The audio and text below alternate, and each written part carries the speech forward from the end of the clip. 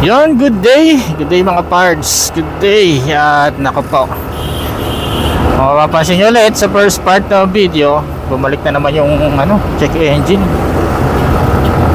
Ano kayang dapat palitan, no? Kaya gano'n, bago nangyari yon, nalubak ulit ako mga pards, no?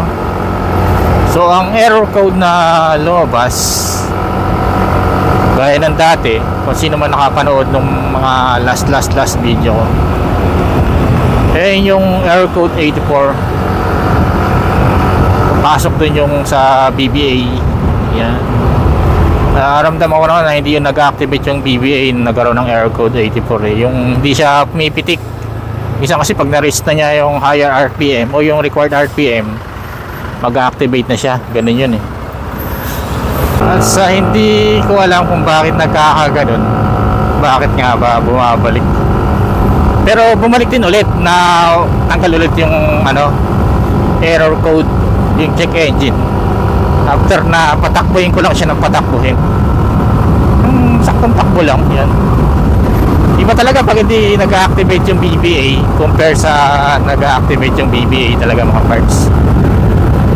Ramdam yung yung bigat ng motor compare sa nag-activate yung BBA. At di ko alam kung normal ba sa BBA pag tinanggal yung BBA motor. Kung may kumakalog, may kumakalog kasi, hindi ko alam kung normal yun.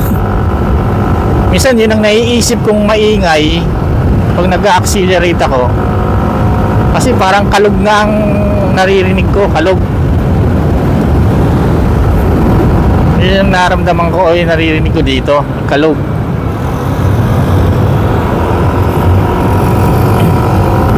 Kaya gano'n, no?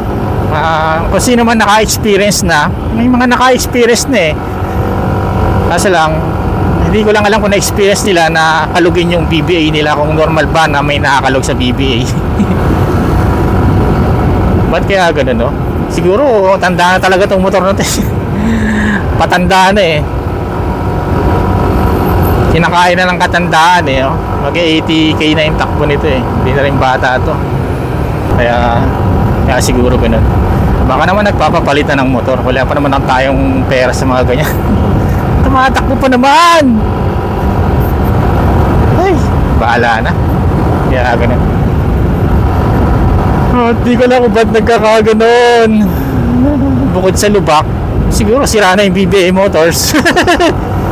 Kasi kung sa wiring, okay naman ang wiring. Chinek ko na yung, tinrace ko na yung wiring kung may putol ba o kung nag-uumido ba yung sakit niya. yung male and female socket niya, yung connection ba, wala naman.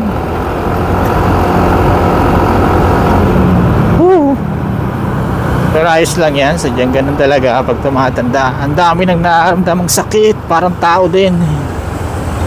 Ganun pa man, okay pa naman ang takbo. Bumabalik naman. Pero kung sakali magkaganon ulit, hindi ko na alam ang gagawin. Kung paulit-ulit, no? Kaya ganun, no? Matanda ka na, mighty. Tanda ng NMAX B1, senior na senior.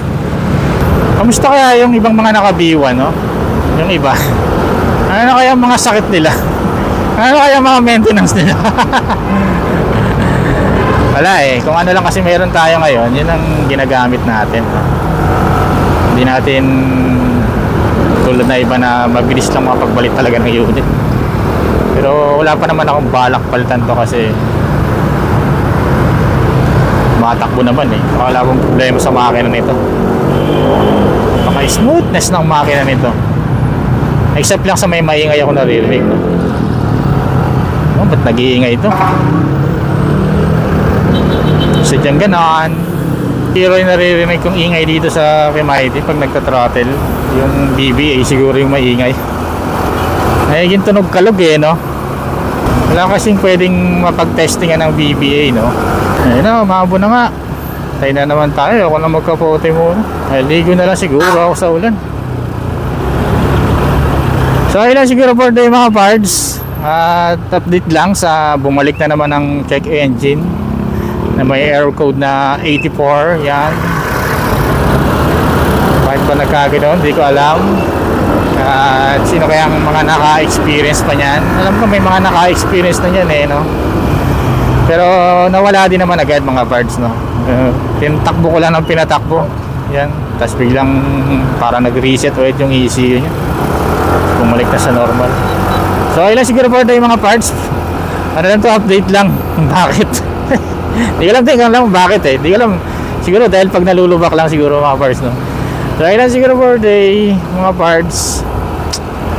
Ay, wala tayong pamalit na motor sakali, no? Pero bahala na.